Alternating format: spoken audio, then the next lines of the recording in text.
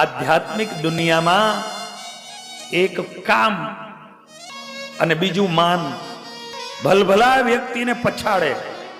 અને એટલે સ્વામિનારાયણ ભગવાને વચનામૃતમાં એક શબ્દનો પ્રયોગ કર્યો કે કદાચ કામી હશે તો ક્યાંક નભ્યો જ હશે, પણ માની તો એક દાડો પડવાનો અને પડવાનો.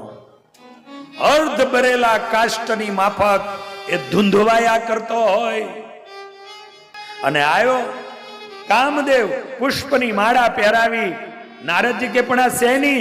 અરે બાપજી, આ બ્રહ્માંડોમાં બધાએ જોયા પણ તમારા જેવા ન જોયા.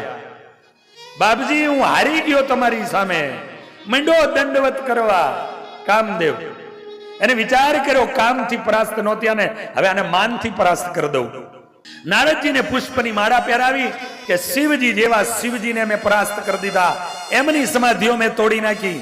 પણ તમે ન ઉઠી કે તમે જાગૃત ન થયા, માટે તમારો જય જયકાર જય જયકાર જય જયકાર. અને એ માનના તંતુ આજે એમના મુખમાં આવ્યા. અને એ જ્યારે એમના મુખની અંદર આવ્યા, મગજમાં આવ્યા, અને નારદજીના મનમાં એમ થયું કે કદાચ આવું હોય.